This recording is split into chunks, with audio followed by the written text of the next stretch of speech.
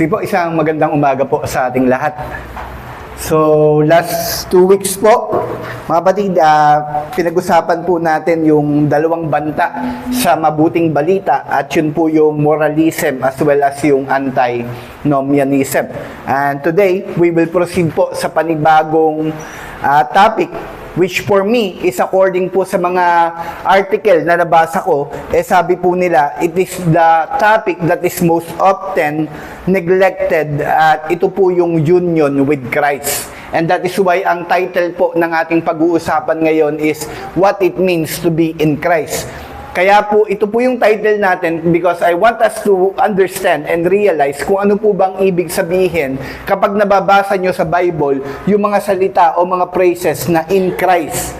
That is constantly repeated in the Bible, and I don't know if you are curious, pero meron pong ibig sabihin at napaka-profound po ng ibig sabihin nung phrase na in Christ. At yun po yung pag-uusapan natin ngayon. Yung ibig sabihin po nitong in Christ na to, that also means union with Christ. At yun po yung topic nating pag-uusapan ngayong umaga na to. According po kay David Strain sa kanyang article na Union with Christ sa Table Talk Magazine, sabi niya po, noong May 1, 2024, sabi niya, the doctrine of the believer's union with Christ is a foundational truth. Very often, our union with Christ exerts a profound but unexamined influence. Imagine niyo po ito, mga magulang ko, sabi niya po, napaka-profound ng katotohanang ibinibigay ng doktrina ito, pero most of the time, it is unexamined.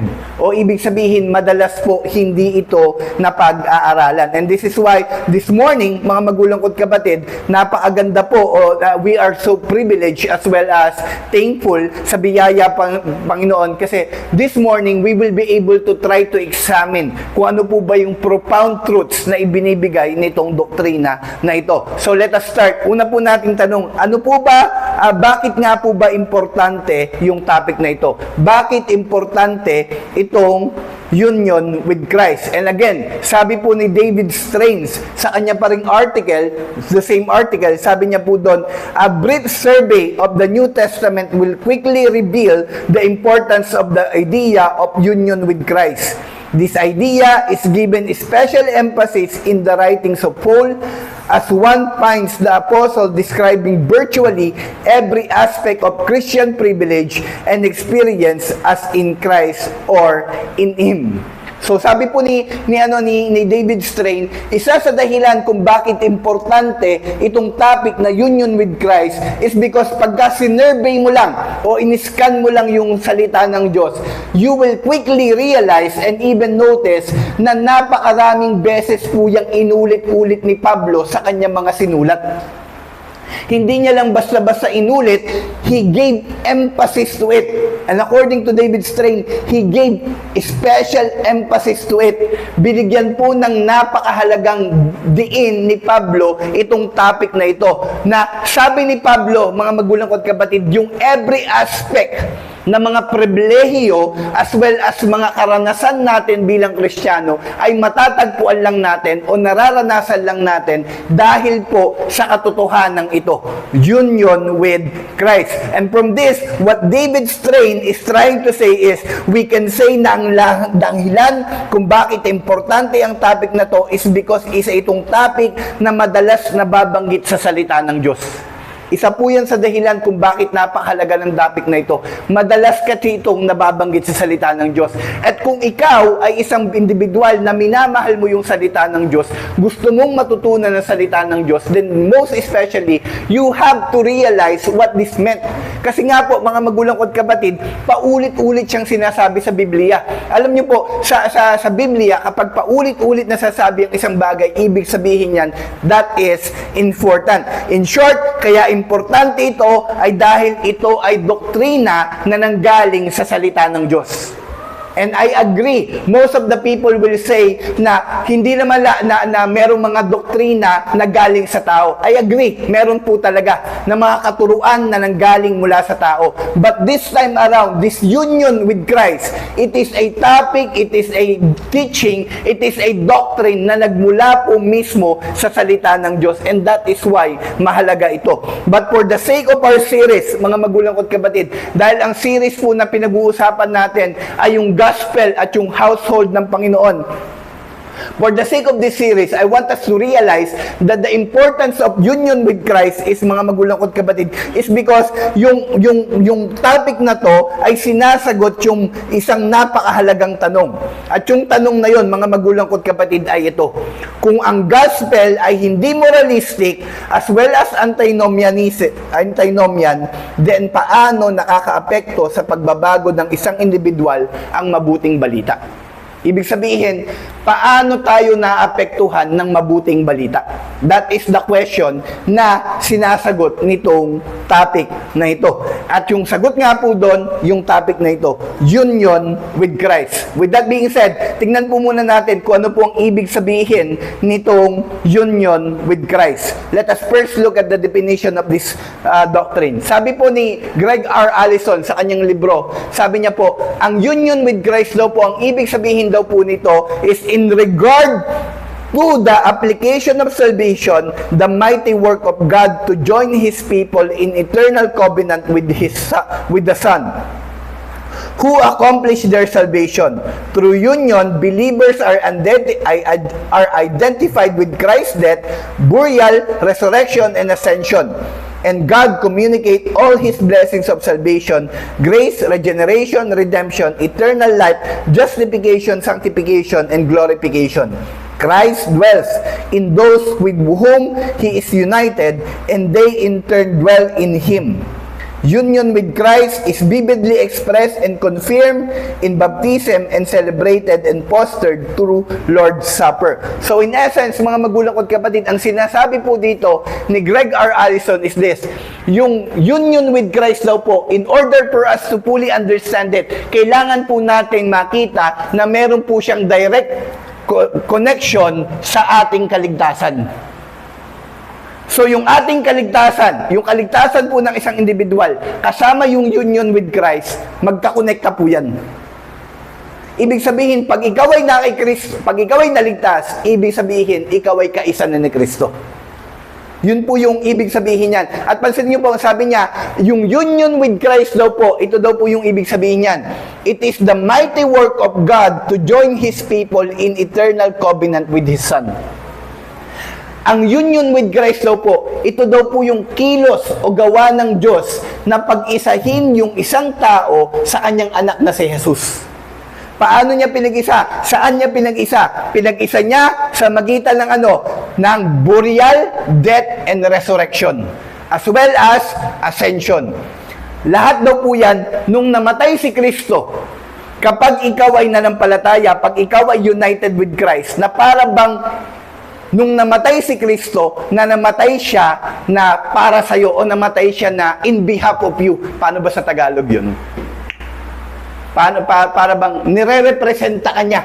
Kung nga ako, personally, nung namatay si Kristo, namatay siya na ang nire-representa ako. Nagigets po ako? Nire-representa niya po yung kasalanan ko, yung utang ko, lahat po yun. Kaya nung namatay siya sa krus ng Kalbaryo, mga magulang ko't kapatid, parang ako yung namatay. Kasi nga, isa kami. Nagigets po ako? That is union with Christ. At dahil yung kasalanan ko, naparusahan na sa krus ng Kalbaryo nung namatay siya doon, ngayon, yung reward na para sa kanya, mapupunta din sa akin dahil nga, iisa kami. Am I making sense? Parang ganito, to make it better understood. 'Di ba pag ako po in hospital.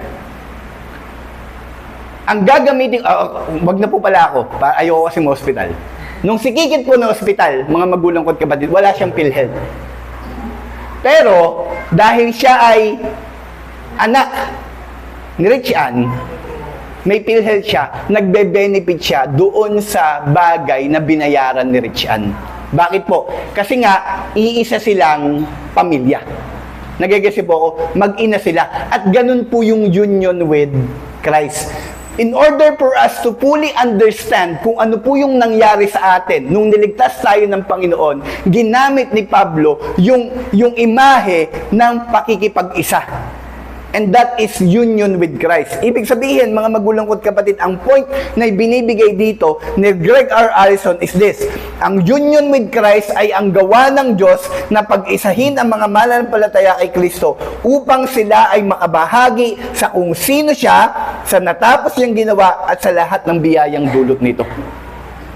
Ibig sabihin, dahil po sa union with Christ, kaya natin naranasan lahat ng mga bagay na ating nararanasan bilang isang Kristiyano. And that is something, mga magulang ko't kapatid, na biblically is presented in the Bible. Look at, pansinin niyo po mga magulang ko't kapatid, in the scripture, ang mga mananampalataya ay laging pine-present as someone who is in Christ. Ewan ko po kung meron po sa inyo nagbibisit ng profile page ko sa Facebook. Pero, di ba, merong picture, tapos merong pangalan. Di po ba? Tapos merong nakalagay doon na kung ano man yung gusto mong quotation na gusto mong ilagay. Di ba? Yung iba doon nakalagay, nalagay doon, father, pastor, tapos celebrity. Yung gusto kong ilagay sana sa akin eh. Kaya lang, para mas makatotohanan, ang inilalagay ko, mga magulang ko't kapatid, sa ilalim ng picture ko, in Him. Kasi biblically, mga magulang ko't kapatid, yung mga Kristiyano po is often identified. Pag dinidescribe yung mga Kristiyano, pag sila po ay binibigyan ng description, ang laging sinasabi ni Pablo sa kanila, you are in Christ. Ikaw ay na kay Kristo. So, ano ang identification ng isang Kristiyano? Sila po ay na kay Kristo. Wala na po sila kay Adan, sila po ay na kay Kristo. Lahat ng na kay Adan, pupunta ng impyerno. Lahat ng na kay Kristo, matatagpuan yung pagpapalang spiritual. Kaya, ang mga Kristiyano, they are often identified na kay Kristo. Kasi po, mga magulang ko't kapatid, in history, there are only two federal heads. Meron lang dalawang pwedeng magrepresenta sa'yo. It's either si Adan at si Kristo. At si Adan po, alam natin na nagkamali. Because of him, we are sinners. Dahil po sa kanya, nagkaroon po tayo ng kasalanan. But because of Christ, tayo po ay napatawad sa ating mga kasalanan. And because of what He did, mga magulang ko't kapatid, makakatanggap tayo ng pagpapala. At pag ang isang individual ay na kay Kristo, ang tawag po sa kanya, Kristiyano. Kaya nga po, Christ. Di ba? Mayroong ibang sikat na mga na ibig sabihin. Yung ibig sabihin daw po ng Christian is this: Christ, tapos yung IAN stands for I am nothing. Kasi kung wala si Kristo, hindi ako Kristiyano. Kung wala si Kristo, wala din ako ng mga bagay na ito. That is Christ. Kaya mga Kristiyano, they are often identified as in Christ. Yan po yung ibig sabihin yan. And this is actually seen in lots of the verses in the Bible. Particularly in Ephesians chapter 1, verse 3 hanggang 4. Pansin niyo po yung sabi dito. Sabi dito sa ESB translation, sabi doon, Blessed be the God and Father of our Lord Jesus Christ, who has blessed us in, pinagpala tayo in Christ, with every spiritual blessings in the heavenly places, even as He chose us in Him. Yung Him po dito si Christ. Before the foundation of the world, that we should be holy and blameless before Him in love. And hindi lang po yan yung verse. Tingnan nyo po yung 2 Corinthians chapter 5 verse 17, which is actually a very famous verse. Sabi po doon, Therefore, if anyone is in Christ, he is a new creation. The old has passed away, behold, the new has come. Pansinin nyo po. Yung mga tao daw pong na kay Kristo, they are a new creation. Yun po yung bagay na pagka ang isang Kristiyano sa Biblia, they are often identified as someone who is in Christ. And lastly, tingnan nyo pa po itong Romans chapter 8 verse 1. Sabi po daw, there is therefore no condemnation for those who are in Christ. Pansinin niyo po, hindi na daw po hahatulan yung mga taong nakay Kristo. Di ba napakasarap nun? Kanina po, pagpasok ni ng Jane, sabi niya daw sa mga kasamahan niya sa bahay nila, "Uy, magsimba kayo, malapit na yung paghahatol. Malapit na yung judgment." At alam niyo po, tayo, pagka isa kang Kristiyano, ang pangako ng Diyos sa mga taong nakay Kristo, hindi na sila hahatulan ng Panginoon. And that is why every believer, every person who is in Christ, lahat po ng spiritual na pagpapala ay natatanggap lang nila dahil po kay Kristo. Pag sila ay nakipag-isa kay Kristo. That is why, that is the meaning o yun yung biblical presentation nitong verse na ito. At mula sa mga passages na ito, makikita natin na paulit-ulit na ginamit ni Pablo yung phrase na in Christ to actually describe yung lagay ng mga mananampalataya. Hindi niya lang ginamit yung phrase na in Christ para i-describe yung mga mananampalataya. Ginamit niya rin yung phrase na in Christ para ibigay o para i-describe yung lagay o yung kalagayan ng isang mananampalataya. Kasi pansin niyo po, dahil kay Kristo, sila ay napatawad sa kanilang mga kasalanan. Dahil kay Kristo, sila ay hindi na hahatulan. That is the condition of a person who is in Christ. At mahalaga po na bigyan natin ng pansin ng mga verses na ito kasi listen, pansinin niyo po yung sabi ni John Murray doon sa kanyang libro na Redemption, Accomplished and Applied. Sabi niya po dito, the breadth o yung lawak daw po of union with Christ can be seen if we survey the teaching of the Scripture respecting it. When we do this, we see how far back it goes and how far forward. Alam niyo po, whenever I study a particular doctrine, one of the few things na ginagawa ko, mga magulang ko at kapatid, is I read a lot of books. Marami po akong binabasang reference books. Marami po akong binabasang libro. And one proof of that is the quotation that I continuously make every time po I present a particular doctrine sa ating Sunday school.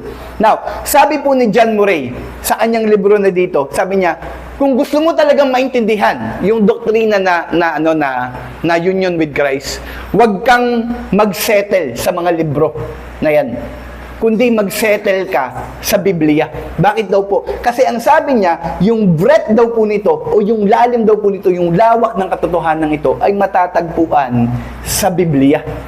Yung how far it goes and how far forward, matatagpuan daw po sa Biblia. Listen pa to what John Piper says. Sabi niya, my strong suggestion to Taylor. This is, si John Piper po kasi, ito po, mga magulang ko at kapatid, gusto ko pong bumaten ng conference ngayong darating ng October kasi isa sa mga pamimigay nilang libro ay yung Ask Dr. John.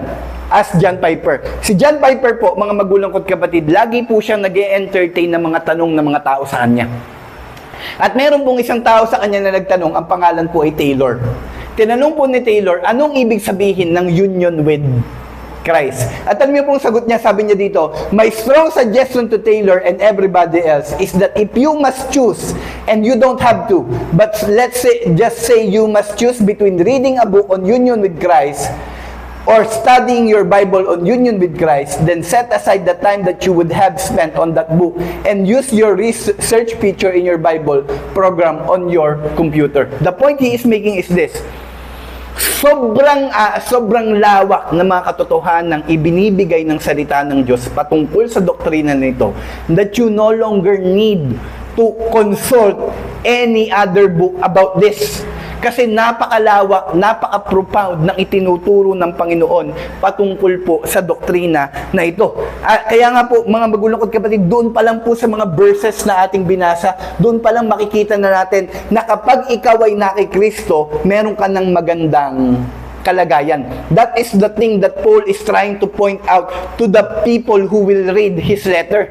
Sabi nila, pag ikaw ay nakay Kristo, meron kang mabuting kalagayan. At yun po yung gusto kong maunawaan ng bawat isa na narito. Na in the process of teaching it, nawa mga magulang ko't kapatid, kung piling mo hindi ka pa na kay Kristo, nawa nasain mong ikaw ay mapunta kay Kristo. Kung wala ang assurance regarding sa paghahatol ng Panginoon, nawa nasain mo na ikaw ay mapunta kay Kristo. Maging kaysa kay Kristo. Bakit po? Kasi it is only in Christ matatagpuan mo ang lahat ng spiritual blessing na ipinapangako ng Biblia. Now, let us remember, mga magulang ko't kapatid, there are two kinds of blessings. The common grace and the special grace. Yung common grace, mga magulang ko't kapatid, yan yung mga bagay na nararanasan ng lahat ng tao. Sabi po ng Biblia, pinapaulan ng Diyos sa mabubuti at sa masasama. Pinapasikat ng Diyos yung araw para sa mabubuti at sa mga masasama. That is common grace. Yan yung mga bagay na kahit hindi mo kilalanin yung Diyos, natatanggap mo. Kasi yan po ay habag at biyaya ng Diyos. That is common. Pag ikaw ay nag-apply, pwede kang biyayaan ng Diyos ng isang trabaho. Pag ikaw ay nagtrabaho ng maigi, pwede kang biyayaan ng Diyos ng isang trabaho. Pwede kang biyayaan ng Diyos ng kotse, ng pera, whatever it is. Yan lahat ay common grace ng Panginoon. Pero there is another form of blessing that we need to seek, and that is yung special grace. At yung special grace, mga magulang ko't kapatid, yan po yung spiritual blessing. At ano po yung spiritual blessing? Justification, sanctification, adoption. Ano po yung justification? Ipapawalang sala ka sa iyong mga kasalanan. Sanctification, papabanalin ka ng Diyos. Adoption, ituturing ka niya bilang anak. From the word itself, adoption, mga magulang ko't kapatid, kukunin ka niya bilang kanyang anak kahit hindi naman talaga biologically ikaw ay kanyang anak. That is the spiritual blessing. At nakakalungkot, mga magulang ko't kapatid, sa maraming pagkakataon today, most of the time, we focus too much on the common grace rather than on the special grace. Hindi na natin nabibigyan ng pansin yung mga spiritual blessings. And that is the point that I'm trying to make this morning. Nawa po, dumating tayo sa punto nang isisik natin, ang papahalagahan natin ay yung special grace na ibinibigay ng Panginoon, matatanggap at mararanasan lamang kapag tayo ay nakay Kristo. Kaya napakahalaga ng topic na ito. Because ito po yung ating assurance, ito po yung ating confidence, na kaya kung matatanggap lahat ng bagay na yan, lahat ng spiritual blessings na yan, ay dahil ako ay nakay Kristo. Hindi dahil ako ay nagsisimba, hindi dahil ako ay nangangaral, hindi dahil sa lahat ng yan, kundi dahil ako ay nakay Kristo. Meron pong spiritual na pagpapala para sa mga taong nakay Kristo. Parang ganito po yan, mga magulang ko't kapatid. Pag ikaw po ay parang nung dati po nating simbahan. Pag ikaw po ay member nun, may mga pagkakataon, I think that was every 6 months, nagbibigay sila ng ng ayuda. Lalo pag kakilala ka nila, talagang manggagaling from government, ganun. Pero dahil wala na ako doon, wala na akong ayuda. Nagigets niyo po ako? Ibig sabihin, meron kang pagpapalang natatanggap pag ikaw ay nasa isang institusyon. At ganun din po. Si Kristo din po, ipinapakita sa atin ng salita ng Diyos na pag ikaw ay na kay Kristo, meron kang matatanggap na matatanggap mo lang pag ikaw ay nandito. In Christ. Union with Christ. At ito po, mga magulang ko't kapatid, ay pinatunayan, especially in Ephesians chapter 1, verse 3. Pansinin niyo po, sabi dito, Blessed be the God and Father of our Lord Jesus Christ, who has blessed us, pansinin niyo po, na pinagpala tayo in Christ, dahil kay Kristo, with every spiritual blessings in the heavenly places. So, pansinin niyo po to, merong tinatawag na spiritual blessing. At ito ay matatanggap mo lang kapag pag ikaw ay nakay Kristo. So ano po yung point? All spiritual blessings come to believers only in union with Christ. Yung spiritual blessings na yan, matatanggap mo lang, hindi pag nagsimba ka, hindi pag nagpabautismo ka, hindi pag kundi pag ikaw ay nakay Kristo. Doon mo lang matatanggap yung pagpapala na yan. At mula dito, it teaches us na mga spiritual na pagpapala ay hindi binibigay ni Jesus, kundi ay matatagpuan sa Kanya. Ibig sabihin, mga magulang ko't kapatid, yung spiritual na pagpapala, hindi yan ibinibigay sa'yo. Yung spiritual na pagpapala, matatagpuan sa Kanya. Parang ganito po, mga magulang ko't kapatid. For example po, yung 1 milyon ko, gusto ko mag-benefit ka sa 1 milyon ko. Para mag-benefit ka sa 1 milyon ko, hindi ko ibibigay sa'yo. Ang gagawin ko, kukunin kita para maging kasama ko. Nang sa ganun, sa lahat ng bibiling ko, may benefit ka. Nagigasi po. At ganun po yun mga magulang ko at kapatid, na dahil ang mga mananampalataya ay pinakilala as someone na nasa kanya, it is the way kung saan ito din ay mararanasan nila. Kaya nararanasan yung spiritual blessing hindi dahil binigay sa'yo, kundi dahil ikaw ay nakay Kristo. Kasama ka niya. Kaya mo yun nararanasan.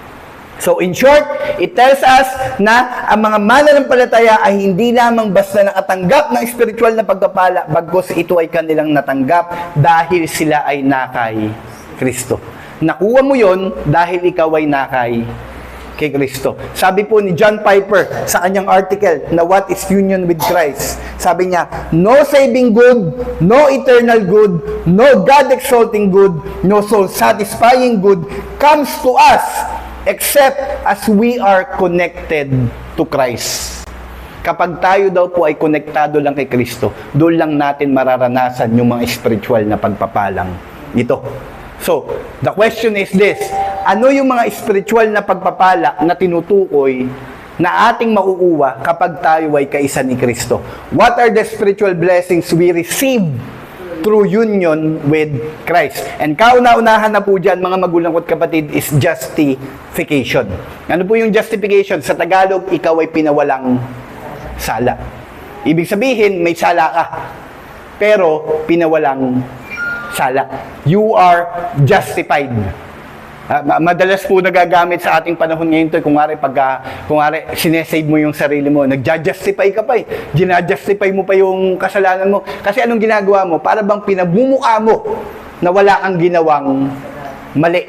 Wala kang ginawang kasalanan. At ganun po yung nangyari. Isa po sa spiritual blessings na ating natatanggap once we are in Christ is that nagmumukha tayong walang kasalanan. Pinapawalang sala tayo ng Diyos. At paano po yung ginawa ng Panginoon? Pansinin niyo po, sa Galatians chapter 2 verse 20, sabi po dito, I have been crucified with Christ. It is no longer I who live, but Christ who lives in me, and the life now I now live in the flesh, I live by faith in the Son of God who loved me and gave Himself for me. Paano daw po tayo pinapawalang sala ng Panginoon? Si Kristo, mga magulang ko at kapatid, ipinako sa krus. Alam niyo po, naging tanong po ito sa Bible study na hinuhost ko every Tuesday. Sabi ko, pwede bang patawarin na lang basta-basta ng Panginoon yung mga tao? That is the question. Pwede ba, kung si Nining Jane, pwede na lang bang basta na lang burahin ng Diyos yung kanyang kasalanan nang walang ginagawa? Pwede ba yun? Pag ginawa po yun ng Diyos, mga magulang ko at kapatid, hindi po siya makatarungan. Kasi according to the Bible, every sin must be paid. Kailangan pong parusahan yung kasalanan. So, ang ginawa ng Panginoon, nang sa ganun mapawalang sala si Ninang Jane, pero kailangan niya pa rin parusahan yung kasalanan ni Ninang Jane, nang sa ganun may bigay pa rin yung katarungan. Anong ginawa niya? Pinadala niya si Kristo. Si Kristo, ano pong ginawa niya? Namatay po siya sa krus ng Kalbaryo. At nung namatay po siya doon, mga magulang ko at kapatid, naging kahalili siya ni Ate Jane. In behalf of Ate Jane, dahil sa kasalanan ni Ate Jane, siya yung umako ng parusa ng kasalanan ng mga tao. Nang sa ganon, malayang mapatawad ng Diyos yung tao. Am I making sense? That is what happens. Pero, sa mga tao, mararanasan lang yon kung ikaw ay nakay Kristo. So ano po, the importance of this verse is found when we begin to reflect to this question. Bakit ba tayo pinawalang sala ng Diyos? And then allow the verse na ito ay sagutin. And the answer to this is this: dahil ako ay napako na kasama ni Kristo. Kung tayo ay kaisa ni Kristo, ibig sabihin nung pinako si Kristo doon, parang tayo rin ay pinako. Hindi tayo na pinako po si Kristo po ay pinako kahalili natin. Nagagasi po in behalf of us. Mahalaga ito kasi remember, moralism is claiming na upang mapawalang sala, a person needs to perform righteous deeds and after this, God is going to reward them ng kapatawaran. Di ba sinasabi ng moralism? Para ikaw ay mapatawad, gumawa ka ng mabuti. Sikat na sikat po yun sa ating bansa. Paano ginagawa nila? Di ba sila ay nagagapang, nagpepenitensya, nagpe-pray na mahaba. Yun po yung that is moralism. Hindi po yun yung paraan upang ikaw ay mapatawad. Ang paraan upang lang ikaw ay mapatawad, kailangan ikaw ay nakay Kristo. Ikaw ay nakay ni Kristo. So anong point? Justification is experienced by an individual only when they are in Christ. That is the point. That is one of the spiritual blessing we receive through union with Christ. Pangalawa, isa pang spiritual blessing na natatanggap ng mga taong nakikristo, sanctification. O ibig sabihin po niyan, sila po ay paulit-ulit o patuloy na pinapabanal ng Panginoon. Sabi po sa Romans chapter 6 verse 4 to 11, which I will no longer read. I'll just give it to you as an assignment para basahin niyo na lamang po. Pero the point sinasabi po diyan, notice that in this particular passage, Paul is actually conveying the idea na sa magitan ng ating union kay Kristo, tayo ay nilibing, pinako at namatay na sa ating mga kasalanan. Pero at the same time, dahil din sa ating pakikipag-isa kay Jesus, tayo din ay muling nabuhay, nakalaya sa kasalanan at hindi na din muling mamamatay. That is the point that yun po yung sinasabi ng Romans chapter 6 verse 4 to 11. Dahil kay Kristo, kapag ikaw ay kay Kristo, ikaw ay namatay, napalaya na sa iyong mga kasalanan. Ibig sabihin, kung ikaw ay napalaya ngayon sa iyong mga kasalanan, then you no longer have any business on doing it anymore. Nagigasi po ako? Pinalaya ka na nga dun eh. Bakit mo pa paulit-ulit na nagagawin? So, long point, dahil sa union with Christ, ang mga Kristiyano ay magkakaroon ng pagbabago, hindi dahil may bagong set of rules silang sinusunod, kundi dahil sila ay nakay Kristo na. Ibig sabihin, nung nakay Adan ka, ganyan yung pagkatao mo. Pero ngayon, dahil nakay Kristo ka na, ito ka na ngayon. Kaya ka nagkakaroon ng babago. At yun po yung isang spiritual blessing na natatanggap natin. At dahil ang pagkalibing, pagkapako at pagkamatay ni Kristo ay binilang sa atin dahil sa pakikipagkay sa Jesus, we don't have to go back there. Napakahalaga nito because it actually contradicts yung claim ng antinomianism. Sabi ng antinomianism, pag ikaw ay napatawad na, pwede ka nang hindi sumunod sa kautusan. Hindi po totoo yun. Kaya ngayong ikaw ay napatawad na, you no longer have to go back sa pag-aasala. Kasi nga po, meron ka ng bagong identity kay Kristo. Pangatlong privilege o blessing na natatanggap pag ikaw ay na kay Kristo, you will have access to God's household. O ikaw ngayon ay nagiging kabilang na ng simbahan. Nagiging kabilang na ng pamilya ng Diyos o ng church. Sabi sa Ephesians chapter 2 verse 18 to 19, for through Him, o sa magitan niya, we both have access in one spirit to the Father. So then you are no longer strangers and aliens, but you are a fellow citizens with the saints and member of the household of God. So merong pamilya yung Diyos. At yung mga taong mapapabilang doon ay yung mga tao na nakay Kristo. Isa po yung pagpapala ng Panginoon. Remember what John chapter 6 ata yung sinabi. Kung di ako nagkaamali, John chapter 6 o John chapter 8. Sabi ni Kristo, sabi ni Jesus sa mga tao, hindi kayo anak ni Abraham, anak kayo ng Diablo. From that point, from that verse alone, ipinapakita nun na hindi lahat anak ng Diyos. Merong anak ng Diyos. At yung mga anak ng Diyos ay yung mga taong nakay Kristo. Pansinin niyo pa po, sa Galatians chapter 3 verse 26-28, sabi po din, for in Christ Jesus, you are all sons of God. Linaw, di ba? Kapag ikaw ay nakay Kristo, ikaw ay anak ng Diyos sa magitan ng pananampalataya. Sabi, you are Christ, if you are Christ, then you are Abraham's offsprings. Alam niyo po, para tayo ngayong mga bagong Israelita, tayo po yung mga, pag ikaw ay nakay Kristo, ikaw ay isang Israelita, anak ni Abraham, dahil po kay Kristo. Yan po yung bagay na sinasabi dito. So ano po yung point? Sa magitan ng pag-ibig-isa kay Jesus, it provides access sa atin na mababilang sa household ng Diyos. So, let me just give this caution. This is why there is no such thing as a Christian who is not a member of a church. Pag isa kang Kristiyano, pag tunay kang Kristiyano, pipilitin mo na maging membro ng isang simbahan. And lastly, isa pang spiritual blessing na binibigay nito, assurance. Sabi sa Romans chapter 8 verse 1, there is therefore now no condemnation for those who are in Christ Jesus. Pansinin niyo po, kapag ikaw daw po ay na kay Kristo, hindi ka na hahatulan. And sana po lagi niyong tandaan tong verse na to. Kasi napakaganda nito, di ba? Di ba? Pagka tinanong ka sa langit, bakit kita hindi dapat parusahan? Kasi ang sabi po ng Romans chapter 8 verse 1, pag ako ay na kay Kristo, wala nang condemnation para sa akin. There is therefore now no condemnation for those who are in Christ Jesus. So ano po yung point? Ang assurance ng isang mananampalataya na hindi siya paparusahan ng Panginoon sa impyerno ay matatagpuan hindi sa kanyang mga gawa, kundi sa pakikipag-isa niya kay Kristo. So if these are all the blessings that we can receive through union with Christ, ang tanong po is this: paano nga ba nagkakaroon ng pakikipag-isa kay Jesus? Paano ba napupunta kay Kristo? Paano nga ba ako nagkakaroon ng union kay Kristo? And the answer is found in 1 Corinthians chapter 1 verse 30 to 31. Sabi po dito, and because of Him, you are in Christ Jesus.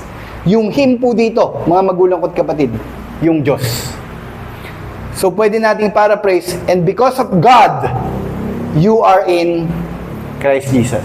Ibig sabihin, hindi ka nagiging kaisa ni Jesus dahil nagsisimba ka. Dahil gumagawa ka ng mabuti. Dahil nagbibigay ka ng abuloy or anything.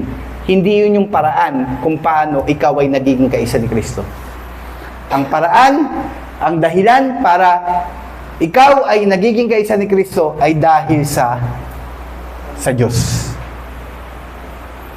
Yung Diyos ang nagdedetermina kung ikaw ay magiging kaisa ni Kristo o hindi. So, anong point? Union with Christ happens because of God. So, wala kang pwedeng gawin para ikaw ay maging kaisa ni Kristo. Ang gagawa para ikaw ay magkaroon ng unity o union with Christ ay walang iba kundi yung Diyos. And let me just clarify, it didn't happen dahil nagpabautismo ka o dahil nagpa-member ka sa isang simbahan. It happened because of God, at ito ang dahilan kung bakit sabi ni Pablo, kung may pagmamalaki ka, ang ipagmalaki mo yung Diyos. Balikan natin yung verse. Pansinin niyo po ang sabi dito. So that it is written, let no one boast. Let the one who boast in the Lord. Kaya pag naging Kristiyano ka, o pag ikaw ay naging na ikaw ay na kay Kristo na, ang ipagmamalaki mo, hindi yung ginawa mo, kundi yung pagmamalaki mo yung Diyos. Bakit po? Kasi ang nangyari, kung paano ka napunta kay Kristo, ay hindi dahil sa iyo, kundi dahil sa Diyos. Kaya ang gagawin mo pa ngayon, mas pararangalan mo pa siya. Mas pupurihin mo pa siya. Bakit po? Dahil sa ginawa niya, ikaw ay na kay Kristo. That is the point. So, siyempre, itatanong niyo sa akin, paano ko malalaman kung ikaw ay dinala ng Diyos kay Kristo? Paano ko malalaman kung ako ay na kay Kristo? At ang visible manifestation po, mga magulang ko't kapatid, may pananampalataya ka kay Kristo. O meron kang pagtitiwala kay Kristo. May pagtitiwala ka na dahil sa kanyang ginawa, ikaw ay napatawad at ikaw ay hindi napaparusahan. Pag nagtitiwala ka na dahil kay Kristo, ikaw ay mapupunta sa langit. Pag nagtitiwala ka na dahil sa ginawa ni Jesus, napatawad ka sa iyong mga kasalanan at hindi dahil sa ginawa mo, then ibig sabihin, yun yung visible manifestation. Yun yung parang visible na para bang ruler na pwedeng tignan ng mga tao para masabi mo sa sarili mo at sa mga tao na ikaw ay talagang na kay Kristo. Pag ikaw ay merong pananampalataya. Hindi pag meron kang pananampalataya, kasi lahat ng tao may pananampalataya, pero hindi lahat ng tao may pananampalataya kay Kristo. Have you ever, na experience or encounter? May mga tao na sasabihin, nananampalataya ako kay Kristo, pero nananampalataya din ako sa mga ginawa ko. Hindi po. Ang sinasabi po ng Biblia, ang pananampalataya kay Kristo lang. Pag dinagdagan mo pa yan, nawawalan yan ng kabuluhan. Bakit po? Kasi sasapat si Kristo, hindi mo na kailangan dagdagan. So, malalaman mo na ikaw ay kay Kristo pag ikaw ay nananampalataya na dahil sa ginawa ni Jesus, napatawad ka, at dahil sa ginawa ni Jesus, ikaw ay hindi napaparusahan ng Diyos. So, sa conclusion, sa kabuuan, ang pinapakita at tinuturo ng doktrinang ito ay hindi lamang ang karagdagang kaalaman ng ating theology, kundi isang pagpadasyong katotohanan natin bilang mga mananampalataya. Ipinapakita ng salita ng Diyos na ang lahat ng spiritual na pagpapala mula sa kapatawaran, bagong buhay, pag-aaring matuwid hanggang sa katiyakan ng kaligtasan ay natatanggap lamang dahil tayo ay kay Kristo, at hindi ito isang bagay na natanggap natin dahil sa ating mabubuting gawa. Kaya natin ito natanggap, kaya tayo kay Kristo ay dahil sa kilos ng Diyos sa ating mga puso. Meron po ba kayong tanong?